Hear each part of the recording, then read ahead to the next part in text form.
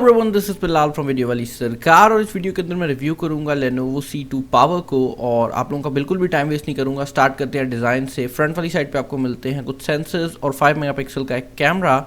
नीचे वाली साइड पर कैपेसिटिव बटन मौजूद हैं। अब मैं ये बात आप लोगों को बता दूं कि कैमरा की बिल्कुल राइट साइड के ऊपर एक नोटिफिकेशन LED मौजूद है। बटन लेआउट और पोर्ट्स की बात की जाए तो सब कुछ आपको बहुत ज़्यादा टिपिकल मिलता है, कुछ खास नहीं है। ऊपर वाली साइड पर 3.5 मिलीमीटर का हेडफोन जैक है, नीचे USB है। बात की जाए इस ओवरऑल डिज़ाइन की तो मैं कहूँगा 50-50 एक्सपीरियंस है। उसकी रीज़न ये है कि प्लास्टिक बिल्ड है, कुछ खास देखने को नहीं मिलता, लेकिन इसमें कुछ ऐसी चीज़ भी नहीं है जो कि मैं बुरी कह सकूँ। इसका जो डिज़ाइन है वो काफ़ी हद तक वैसा ही है जैसे आपको 2 या 3 साल पहले नोट सीरीज़ के अंदर देखने को मिलता था। प्लास्टिक की बिल्ड होती थी, लेकिन ओवरऑल बिल्ड क्वालिटी जो होती थी वो अच्छी होती थी।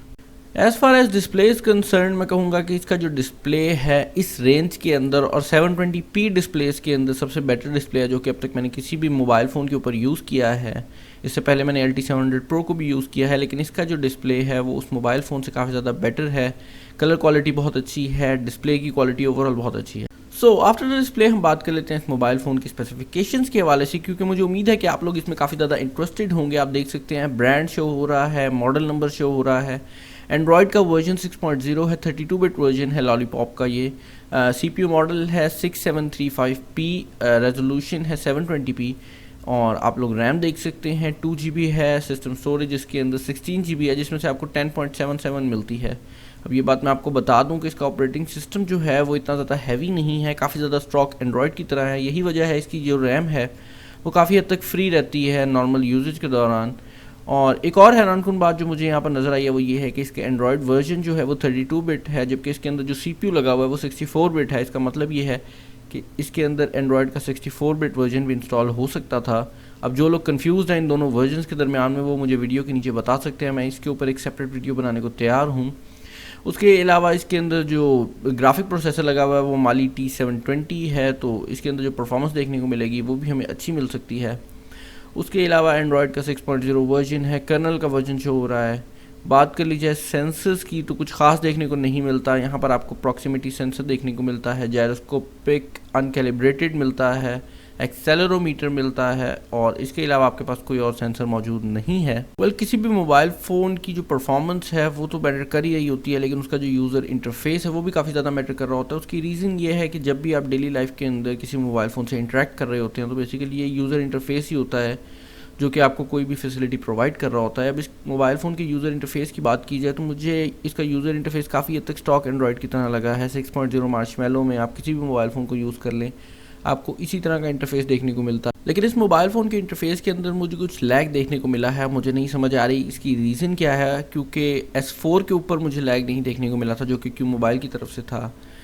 मे बी इसकी रीज़न ये है कि इसके अंदर जो प्रोसेसर लगा हुआ है वो काफ़ी ज़्यादा एफिशिएंट तो है बैटरी के लिहाज से, लेकिन अगर बात की जाए उसकी परफॉर्मेंस की तो उसकी परफॉर्मेंस इतनी कुछ खास नहीं है, या इसके पीछे कुछ और रीजंस भी हो सकती हैं। लेकिन इस परफॉर्मेंस को टैकल करने के लिए मैंने विंडोज़ एनिमेशन और ट्रांजिशन की जो एनिमेशंस थी उनको डेवलपर ऑप्शन से टर्न ऑफ कर दिया था, और उसके बाद मुझे ये डिवाइस काफ़ी हद तक यूजेबल लगी थी और किसी किस्म का कोई लैग देखने को नहीं मिल रहा था। तो अगर कोई भी बंदा इस मोबाइल फ़ोन को बाय करता है और उसको लैग देखने को मिलता है तो आप इस तरह से इस मोबाइल फ़ोन की जो परफॉर्मेंस है उसको थोड़ा हद तक इंक्रीज़ कर सकते हैं। ब्लॉटवेयर की बात की जाए तो इस मोबाइल फ़ोन के अंदर मुझे ज़्यादा ब्लॉटवेयर देखने को नहीं मिली, और जो मिली भी है आप उसको ईजिली डिलीट कर सकते हैं। तो ओवरऑल इसका जो यूज़र इंटरफेस है वो काफ़ी हद तक पसंद आया है मुझे। बात कर लेते हैं इस मोबाइल फ़ोन की OTG सपोर्ट की, तो मैं इसके अंदर ये 16 GB की USB प्लग इन करूँगा। अब मैं ये देखना चाह रहा हूँ कि क्या ये OTG को सपोर्ट करता है या नहीं, और मुझे अक्सर लोग कमेंट सेक्शन में पूछ रहे होते हैं और मैं हर रिव्यू के अंदर OTG की सपोर्ट को चेकआउट करना भूल जाता हूँ अनफॉर्चुनेटली। लेकिन इस दफ़ा हम चेकआउट कर रहे होंगे और मुझे उम्मीद है कि ये OTG को सपोर्ट करेगा। उसकी रीज़न ये है कि Lenovo की सारी डिवाइसेज इसको कर रही होती हैं, और आप देख सकते हैं इस टाइम इसने हमारी USB को डिटेक्ट कर लिया है और वो बता रहा है करप्टेड USB डिवाइस। उसकी रीज़न ये है कि मैंने अपनी USB को एनक्रिप्ट किया हुआ था ताकि कोई भी बंदा इसका जो डेटा है उसको रीड ना कर सके। और अगर आप चाहते हैं कि आप भी अपनी USB और अपनी हार्ड ड्राइव्स को इनक्रिप्ट करें तो आप मुझे वीडियो के कमेंट सेक्शन में बता सकते हैं, मैं इसके ऊपर भी एक सेपरेट वीडियो बनाने को तैयार हूँ। अब नॉर्मली मैं अपनी वीडियोस के अंदर एक और बहुत बड़ी गलती ये भी कर रहा होता था कि मैं आपको कैमरा का इंटरफेस तो चेकआउट करा देता था, लेकिन इसकी एक्चुअल परफॉर्मेंस अक्सर मोबाइल फ़ोन की मैं आपको शो नहीं करा सका। तो हम पहले इसका इंटरफेस देखेंगे और उसके बाद मैंने कुछ सैम्पल इमेजेस और एक वीडियो खींची हुई है, मैं उसको भी आपको दिखा रहा हूँ। मोबाइल फ़ोन के कैमरा इंटरफेस की बात कर ली जाए तो इसके कैमरा इंटरफेस में कुछ भी ऐसा नहीं है जो कि मैं आपको दिखा सकूं। बहुत ज़्यादा बेसिक इंटरफेस है, आपको कोई ख़ास ऑप्शन देखने को नहीं मिलती, कोई फेस ब्यूटी मोड अवेलेबल नहीं है, कोई फ़िल्टर्स ज़्यादा अवेलेबल नहीं है, कुछ बेसिक फ़िल्टर्स मिलते हैं जो कि कलर फ़िल्टर्स हैं, जैसे कि आपको Huawei डिवाइसेस के ऊपर देखने को मिल रहे होते हैं। लेकिन कैमरा की जो क्वालिटी है ओवरऑल मुझे काफ़ी ज़्यादा पसंद आई है, और इसकी रीज़न ये भी है कि इस मोबाइल फ़ोन का जो डिस्प्ले है वो काफ़ी हद तक क्रिस्प है। आप लोग देख सकते हैं कैमरा की जो क्वालिटी है वो काफ़ी खूबसूरत है। और एक और चीज़ जो यहाँ पर मैंने नोटिस किया वो ये है कि इसके सेल्फ़ी कैमरा के अंदर किसी किस्म का कोई सेंसर है या कोई सॉफ्टवेयर टेक्नोलॉजी है जो कि बेसिकली ये डिटेक्ट कर रही होती है कि जो बंदा सेल्फ़ी कैमरा को यूज़ कर रहा है उसका जेंडर क्या है, वो मेल है या फीमेल है। उसके अलावा उसकी एज डिटेक्ट कर रही होती है। अब मेरी एज इस टाइम 20 है और ये 25 डिस्प्ले कर रही है, तो हो सकता है मैं शायद बुरा लगता हूँ। Anyways, back to the point, इस कैमरा इंटरफेस के अंदर कोई भी ऐसा पॉइंट नहीं है जो कि मैं आपसे डिस्कस कर सकूँ। काफ़ी बेसिक से फ़िल्टर्स हैं, बेसिक सी सेटिंग्स हैं जो कि आपको किसी भी कैमरा डिवाइस के ऊपर देखने को मिल जाएंगी। इस मोबाइल फ़ोन से कुछ सैम्पल्स मैंने खींचे थे। ये पिक्चर ली गई थी बिल्कुल ऑटो मोड के अंदर और मैंने फ़ोकस का टाइम भी नहीं दिया था मोबाइल को। यहाँ पर मैंने मैनुअली फ़ोकस किया था और बाकी सेटिंग्स जो थी वो ऑटो मोड के ऊपर थी।